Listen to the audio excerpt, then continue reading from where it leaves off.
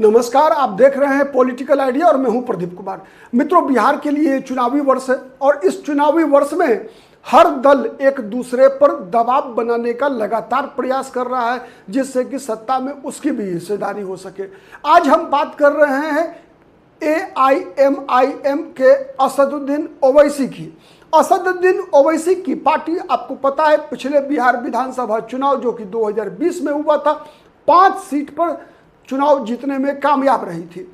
लेकिन जीती तो 5, लेकिन कई अन्य सीटों पर राष्ट्रीय जनता दल का और महागठबंधन का खेल खराब कर दिया था। इस बार भी AIMIM ने असदुद्दीन ओवैसी की पार्टी के अख्तरुल ईमान, जो कि प्रदेश अध्यक्ष है और जो 5 पिछले बार विधायक जीते थे, उसमें मात्र एक ही अख्तरुल ईमान है जो कि अपनी पार्टी के साथ है। शेष 4 विधायकों को तेजस्वी यादव, जिन दिनों नीतीश कुमार के साथ सरकार में थे, जिन दिनों उप मुख्यमंत्री थे, उन दिनों उन्होंने तोड़ लिया था, अपनी पार्टी में शामिल करा लिया था और उसमें एक सरफराज आलम को मंत्री भी बना दिया था, शाहनवाज आलम को। ठीक है, तो ये स्थिति रही पिछली बार की। तो पिछली बार जीत पाई थी भले ही मात्र 5 सीटें AIMIM, लेकिन कई सीटों पर RJD की हार का कारण बनी थी। तो अभी विगत दिनों आपने देखा कि AIMIM के जो प्रदेश अध्यक्ष हैं अख्तरुल ईमान, उन्होंने प्रेस कॉन्फ्रेंस करके तेजस्वी यादव को कहा कि हमें भी महागठबंधन में शामिल कर लीजिए जिससे कि हमारा वोट नहीं बटे, हम भी आपके साथ महागठबंधन में शामिल होकर भारतीय जनता पार्टी को हराने में आपकी मदद करना चाहते हैं। अब तक तेजस्वी यादव का इसके ऊपर कोई बयान जो है अब तक नहीं आया है। अभी भी अख्तरुल इस्लाम ईमान और असदुद्दीन ओवैसी दोनों तेजस्वी यादव के जवाब का इंतजार कर रहे हैं। अब सवाल ये उठता है कि पिछली बार तो AIMIM और ओवैसी की पार्टी ने तेजस्वी यादव को मुख्यमंत्री बनने में रुकावट पैदा की थी। उसके पीछे जो ओवैसी की पार्टी का तर्क था, यह था कि RJD के लोग वोट तो लेते हैं मुसलमानों का, लेकिन मुसलमानों को उम्मीदवार नहीं बनाते। इसीलिए AIMIM केवल उन्हीं सीट पर चुनाव लड़ेगी जहां पर कि हमें जीतने की संभावना है, जहां पर हम जीत सकते हैं, जहां पर हम मुसलमान को जिता सकते हैं। यह मुख्य उद्देश्य है AIMIM की सत्ता में बिहार में सबसे बड़ा वर्ग है हम मुसलमान, इसीलिए मुसलमानों को सत्ता में उनकी आबादी के अनुसार उचित भागीदारी मिलनी चाहिए। यह कहना है बैरिस्टर असदुद्दीन ओवैसी की और AIMIM की। आज बात करते हैं हम इसी पर कि किन किन सीटों पर किस प्रकार से असदुद्दीन ओवैसी की पार्टी ने RJD का सुपरा साफ कर दिया और अगर कोई तालमेल नहीं हुआ तो इस बार भी RJD का गर्दा उड़ाने के लिए AIMIM तैयार किस प्रकार से है। पिछली बार मैं बताऊं आपको, ये जो 4 जिले हैं पूर्णिया प्रमंडल में, जिसे पॉलिटिकल सर्किल में सीमांचल कहा जाता है, वैसे इस सीमांचल शब्द का कोई संवैधानिक आधार नहीं है। यह सीमांचल कोई प्रमंडल नहीं है, यह सीमांचल कोई एरिया विशेष नहीं है, लेकिन कुछ तत्व ऐसे हैं जो कि इन चार जिलों को सीमांचल के रूप में इंडिकेट करते हैं, इंगित करते हैं। मेरे व्यक्तिगत मत के अनुसार ये तो गलत है। खैर, बात हम करते हैं पूर्णिया प्रमंडल की, जिसे आप सब लोग सीमांचल कहते हैं। इस प्रमंडल में 4 जिला आता है, अररिया, कटिहार, किशनगंज और पूर्णिया। अगर हम इन चारों जिलों की बात करें तो इन चारों जिलों में 24 विधानसभा सीट है। 7 सीटें हैं कटिहार में और पूर्णिया जिले में, 14 सीटें हो गई। 6 सीट है अररिया जिला में और 4 सीट है किशनगंज में। किशनगंज में जो 4 सीटें हैं, ठाकुरगंज, बहादुरगंज, कोचाधामन और किशनगंज, ये 4 विधानसभा सीटें हैं। पिछले बार की अगर हम बात करें तो इन 4 विधानसभा सीटों में 2 सीट कोचाधामन और बहादुरगंज, ये 2 सीटें AIMIM जीती थी। और सबसे बड़ी बात क्या है कि AIMIM का जीत का मार्जिन देखिए। अन्य दल, राष्ट्रीय जनता दल और कांग्रेस जहां जीत रही थी तो मार्जिन कम था, और जहां AIMIM जीत रही थी उसका मार्जिन देखिए आप। जब बहादुरगंज में जीती थी AIMIM तो उसका मार्जिन था 45,000 वोट से वो जीती थी। ठीक है, और कोचाधामन में 36,000 वोट से जीती थी। ठीक है, और वही अगर हम किशनगंज में कांग्रेस की बात करें तो कांग्रेस मात्र 1381 वोट से जीती थी। ये जो सबसे बड़ा फैक्टर है कि मैंने बताया ना कि केवल 5 सीट नहीं बल्कि AIMIM को अगर तेजस्वी यादव ने मैनेज नहीं किया तो ये कम से कम सीमांचल ही नहीं बल्कि तो फिर थोड़ा सा और दूसरे प्रमंडल में भी आना पड़ेगा। तो मुख्य रूप से RJD को 20 सीट घटा देने में AIMIM कंप्लीटली सक्षम दिखेगी आपको। कैसे मैं बताऊं आपको, देखिए मैंने बताया कि किशनगंज जिला में 4 विधानसभा सीट AIMIM जीतती है, एक सीट 45,000 से, दूसरी सीट 36,000 प्लस वोट से। लेकिन कांग्रेस एक सीट जीतती है तो कितने वोट से, तो 1381 वोट से। और RJD एक सीट जीतती है तो वो जीतती है कितने वोट से, 23,000 वोट से। तो ये जो अंतर है, ये बात मैंने केवल कहा आपको किशनगंज का। अब देखिए अररिया में वैसे AIMIM को एक ही सीट मिली थी जोकीहाट, इसलिए मार्जिन कम था क्योंकि वहां पर प्रतिद्वंदी RJD नहीं थी, प्रतिद्वंदी कांग्रेस थी।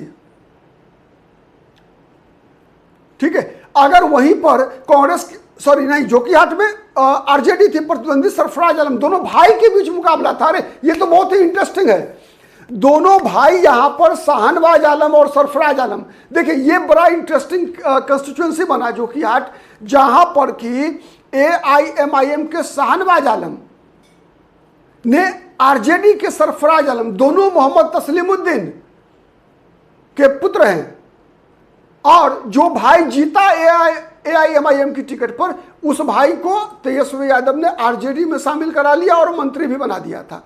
इसीलिए वहां पर मात्र 7,383 वोट से AIMIM की जीत हुई थी।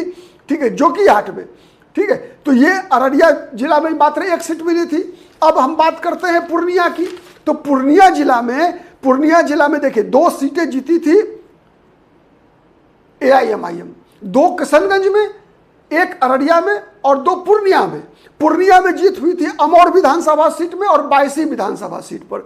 अमौर विधानसभा सीट में जहां पर कि अभी जो अख्तरुल ईमान एकमात्र बच गए हैं, मतलब AIMIM में यही केवल जो प्रदेश अध्यक्ष भी हैं बैरिस्टर ओवैसी के काफी विश्वस्त है, तो इनकी जीत हुई थी 52,515 वोट से। 52,000 वोट से इन्होंने हराया था मैंने वहां JDU के सवा जफर को 52,000 वोट से, आप अनुमान लगा लीजिए।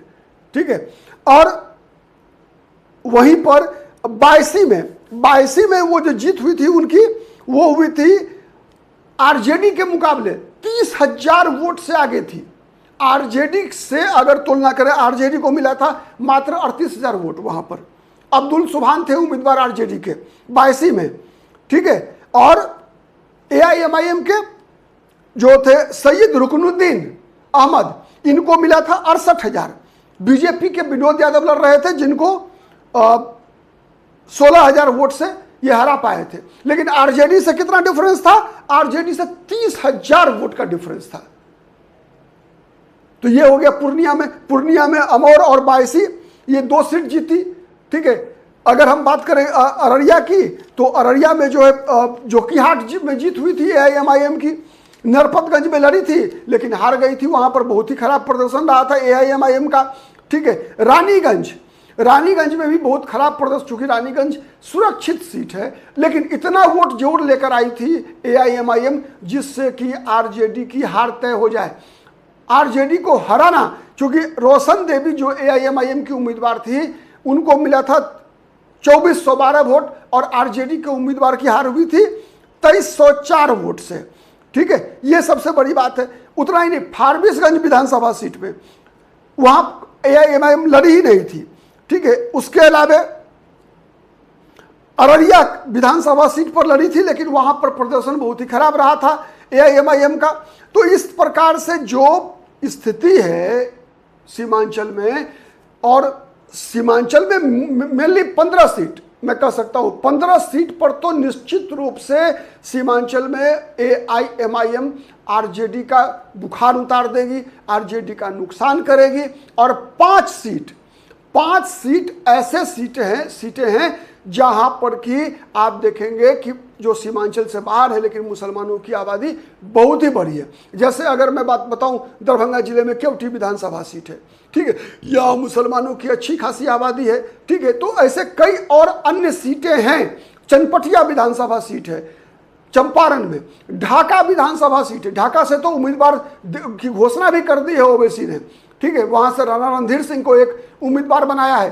तो ऐसे कई विधानसभा सीट है, तो 5 और, तो 20 सीट ऐसे हैं जहां पर कि AIMIM अगर अकेले चुनाव लड़ेगी तो महागठबंधन की धार को कुंद करेगी और RJD का गर्दा तो उड़ेगा ही उड़ेगा।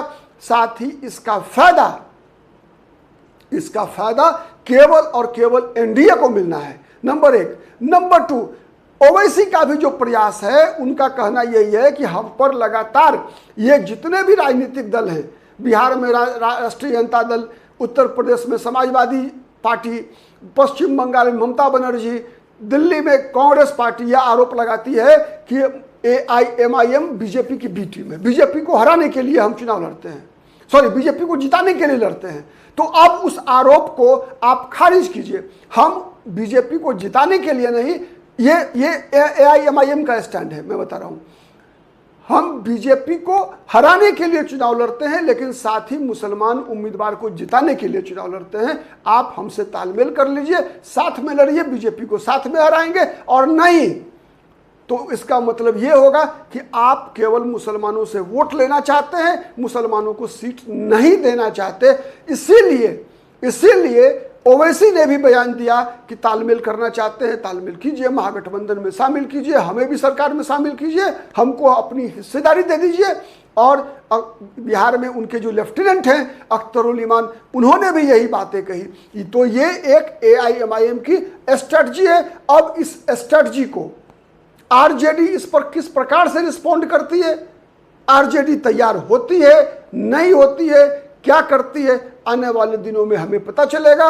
अभी कुछ समय बाकी है, अभी लगभग 4 महीने का समय है जब नामांकन के पहले चरण का दौर शुरू होगा। उससे पहले बिहार की राजनीति में कभी भी कुछ भी उठापटक हो सकता है। हमारी नज़र भी बनी रहेगी, आप भी बना के रखिए हमारा राजनीतिक विश्लेषण। अगर आपको निष्पक्ष लगता है, हम किसी पार्टी, किसी गठबंधन के पक्ष में नहीं होते, जो जैसा है, जो जैसी बातें करता है, उसको अपने मन मुताबिक, अपने विचार के अनुसार हम उसका विश्लेषण करके आपके सामने लाने का प्रयास करते हैं। मैं भी इंसान हूं, गलती हो सकती है।